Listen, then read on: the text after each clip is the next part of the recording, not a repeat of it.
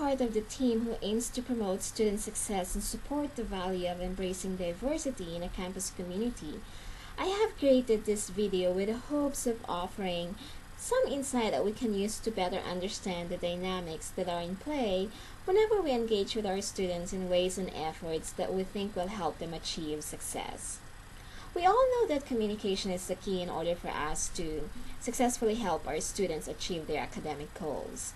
We have noticed that the interaction we have with our students is crucial for us to better serve them.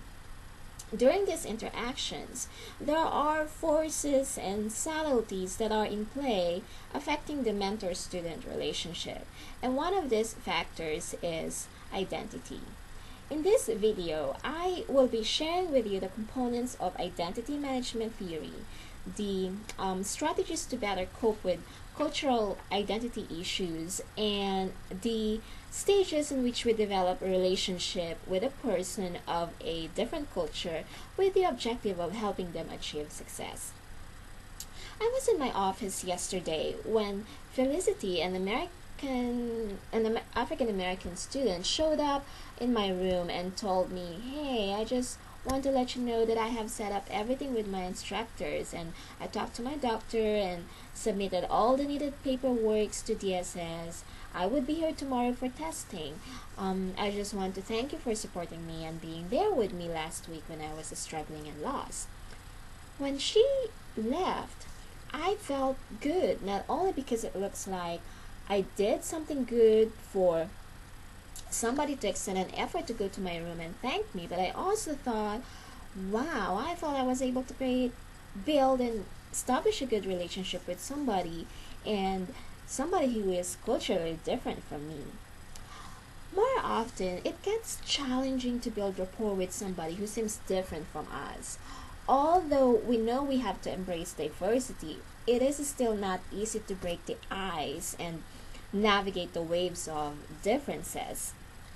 This is the premise of the identity management theory.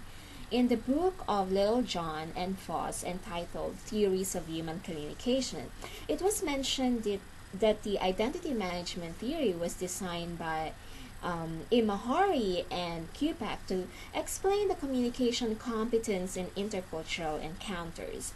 It focuses on managing two identities that are in play during intercultural interaction, and these identities are cultural identity and relational identity. Specifically, the theory explains the efforts on how people manage the phase in order to build and maintain relationships. The concept of the phase, or socially situated identity, seems central in the interaction because people tend to always protect their faces. In the book entitled Questions and Politeness, edited by Goody, the authors Brown and Levinson highlighted the two types of faces that people would always want to have and protect.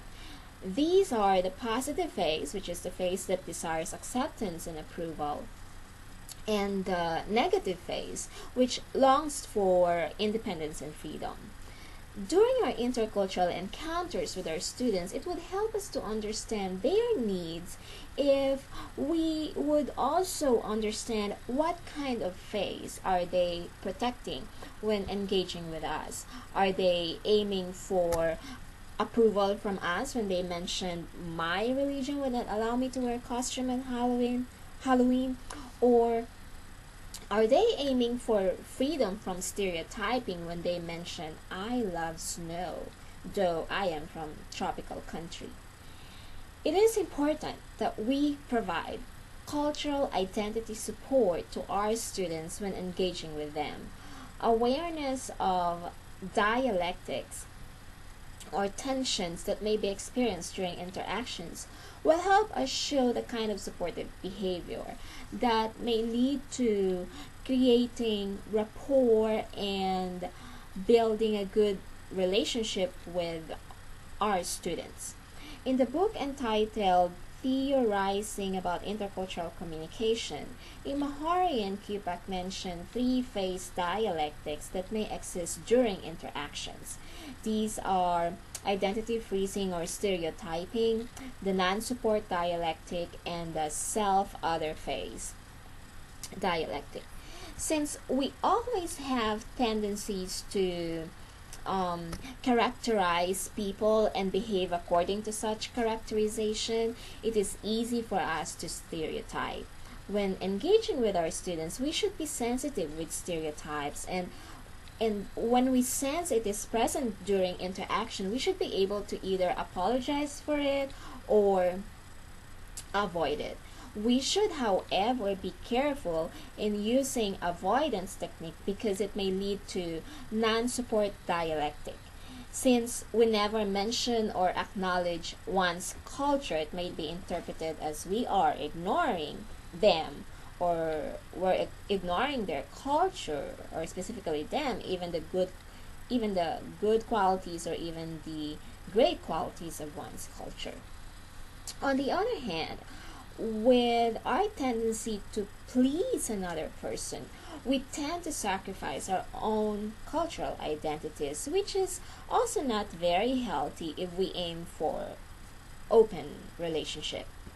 In the study conducted by Jameson entitled Negotiating Autonomy and Connection Through Politeness, he mentioned that dialectics can be viewed as opposing forces, yet they should be met simultaneously in order for the relationship to progress.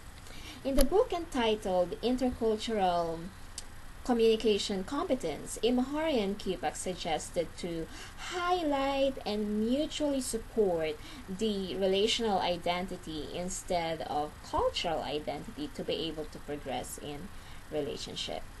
So going back to my story about Felicity, I remember those instances that I think led us to be able to reach this point, that she is happy I was there with her during her struggling moments, and me feeling delighted that she seems to be in control now of her situation.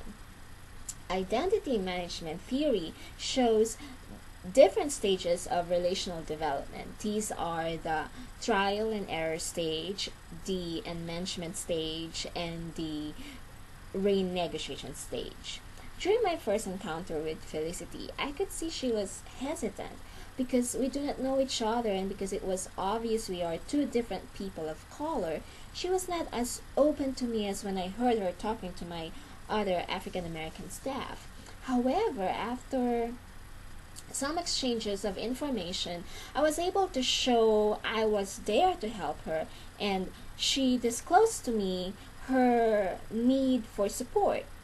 In the book entitled Bridging Cultures by Lee, he mentioned that relational partners recognize and accept each other's cultural differences. From trial and error stage, we went through enmeshment stage, and from enmeshment stage to renegotiation stage. One time, I heard Felicity arguing with fellow students. I invited her to my office, and she was very apologetic with what happened. She said, "Your calmness made me realize I have some work to do with my being hyper."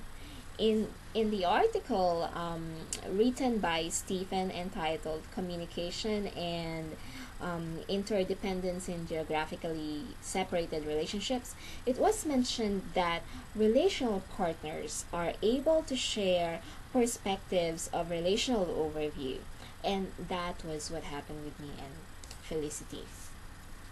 Do you remember the song Everyday People, Different Folks, Different Strokes?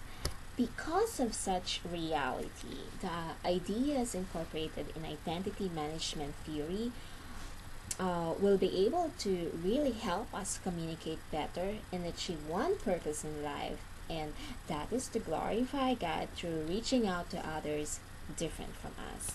Thank you for watching this video, and I hope I am able to share some insights with you about the identity management theory.